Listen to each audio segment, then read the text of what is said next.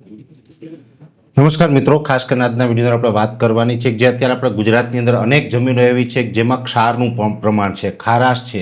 આ જમીનોને આપણે સુધારવી હોય તો શું કરવું જોઈએ? પણ સૌપ્રથમ હું આપને એ જણાવી દઉં કે આવનારા દિવસમાં આપણે ખેડૂત મિટિંગનું આયોજન કરેલું છે, એટલે કે તારીખ 19 ડિસેમ્બર 2025 અને શુક્રવારના રોજ સમય છે સાંજે 4 વાગ્યાનું મિટિંગનું સ્થળ છે માલિકાના રસ્તે બીજલભાઈ બાવનભાઈ મેણિયાના પ્લોટમાં, ગામ સાકળ, તાલુકો લખતર અને જિલ્લો સુરેન્દ્રનગર. તો આ ખેડૂત મિટિંગની અંદર દરેક ખેડૂત ભાઈઓને પધારવા માટે મારું ભાવભર્યું આમંત્રણ છે. ત્યાં આપણે હવામાન અને ઝેરમુક્ત ખેતી વિશેની વિશેષ ચર્ચાઓ કરવાના છે. સૌપ્રથમ તો આપને એ જણાવી દઉં કે ગુજરાતની અંદર ઘણી બધી જમીનો એવી છે કે જેની અંદર ક્ષારનું પ્રમાણ વધારે છે. જેવી રીતે જોવા જઈએ તો જે સૌરાષ્ટ્રના દરિયાઈ કાંઠાના મોટાભાગના વિસ્તારો એવા છે જેમાં ક્ષારનું પ્રમાણ છે, જમીનમાં અંદરથી નીચેથી ખારાશ આપણે જોવા મળે છે. એવી જ રીતે કચ્છમાં પણ ઘણી બધી જમીન એવી છે. ઉત્તર ગુજરાતના રાધનપુર અને સાંતલપુર આસપાસનો વિસ્તાર હોય અથવા તો જે આપણે ભાલ વિસ્તારના ઘણા બધા સેન્ટરો એવા છે, અને એ સિવાય પણ અમરેલી જિલ્લો છે તો એમાં પણ સાવરકુંડલાથી લઈને અનેક વિસ્તારો એવા છે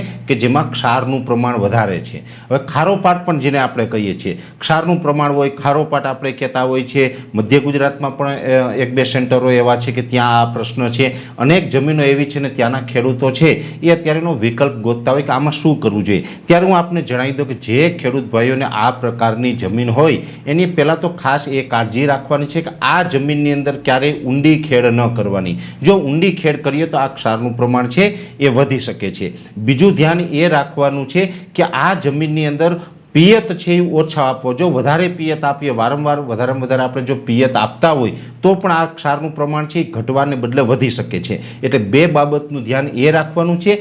ત્રીજી બાબત આની અંદર એ છે કે આ જે જમીન છે એની અંદર લીલો પડવાશ છે, જ્યારે પણ આપણે સમય અનુકૂળતા હોય ત્યારે લીલો પડવાશ કરવાની કાળજી રાખવાની. લીલો પડવાશ કેવી રીતે કરવો? તો કે ઈકડ છે, સહણ છે, એને પહેલાં આપણે વાવવાની છે. એ વાવી અને એ જ્યારે પણ 2-3 ફૂટની ઊંચાઈ સુધી આવે, મોટી થાય એટલે એને ખેડી નાખવાની, રોટાવેટર હાંકી નાખવાનું. એટલે ઈકડ ને સણ છે એનું પણ એક સારું એવું ખાતરના રૂપમાં પણ આપણે ઉપયોગ થાય છે. અને બીજા નંબરની અંદર એ જે આપણે રોટાવેટર હાંકીને ક્રશ કરી નાખીએ છીએ એ ક્યાંય ને ક્યાંય આપણી જમીનનો જે પીએચ લેવલ છે એ પીએચ લેવલ પણ નોર્મલ કરવામાં ઘણું બધું આપણે મહત્વનું યોગદાન આપે છે, ફાયદો કરે છે. એટલે આપણે લીલો પડવાશ છે એ પણ વર્ષે એકાદી વખત આવી જમીનોની અંદર કરવું જોઈએ.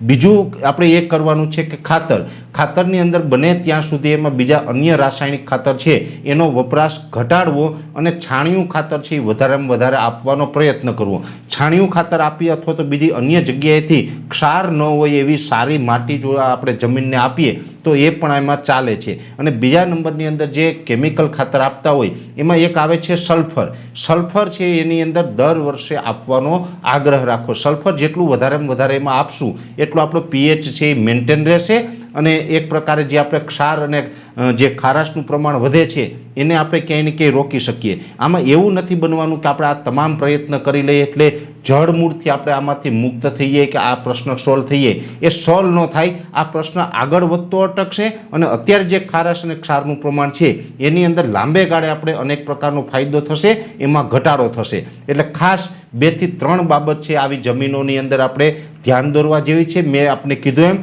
કે એને ઊંડી ખેડ ક્યારેય ન કરવી. પિયત આપવામાં આપણે ધ્યાન રાખવાનું, વધારેમાં વધારે એને પિયત ન આપવા. બીજું એ કરવાનું છે કે એમાં લીલો પડવાશ છે એ દર વર્ષે એકાદી વખત તો લીલો પડવાશ છે એ કરવાનો. લીલો પડવાશની અંદર ફરીથી આપને કહું છું કે શણ અને ઈકડ જેવા જે પદાર્થ જે આવે છે પાક, એનું આપણે વાવેતર કરી દેવાનું. 2-3 ફૂટનો થાય એટલે એને રાપલી નાખીએ, ખેડી નાખીએ ખેતરને, રોટાવેટર હાંકી નાખવાનું. એ રીતે લીલો પડવાશ પણ વર્ષમાં એકાદી વખત કરવો. બીજા નંબરની અંદર સલ્ફરનું પ્રમાણ છે એ વધારે રાખવું અને છાણિયું ખાતર છે એને વધારેમાં વધારે આપવાનો પ્રયાસ કરવો. એટલે આવી બધી બાબતો જો આપણે સતત 2-3 વર્ષ કે 4-5 વર્ષ સુધી આપણે કન્ટિન્યુ કરીએ તો આપણે 3 થી લઈને 5 વર્ષે આની અંદર કાંઈક સારું એવું પરિણામ છે મળી શકે. કેમ કે જ્યારે પણ ક્ષાર અને ખારાશનું પ્રમાણ જ્યારે વધતું હોય છે તો એક જ વર્ષની અંદર આપણે એને લેવલમાં નથી લઈ આવી શકતા. એના માટે આપણે અમુક સમય આપવો પડતો હોય છે. એટલે મેં જે આપણે 3-4 બાબત બતાવી છે એ 3-4 બાબતનું જો તમે ધ્યાન રાખીને સતત 3-4 વર્ષ કે 5 વર્ષ સુધી આ પ્રક્રિયાને ફોલો કરો, આ પ્રક્રિયા ચાલુ રાખો તો જે ક્ષારનું પ્રમાણ છે એમાંથી આપણે રાહત મળી શકે છે. અત્યારે આ વિડીયોની અંદર એટલું જ. અંતમાં દરેક મિત્રોને વિનંતી રહેશે આ વિડીયોને લાઈક આપીને દરેક ગ્રુપમાં શેર કરી દેવો. જો તમે અમને યુટ્યુબ ઉપર જોઈ રહ્યા હોય તો ચેનલને સબસ્ક્રાઈબ કરજો અને ફેસબુક ઉપર જોઈ રહ્યા હોય તો પેજને ફોલો કરજો. નમસ્કાર.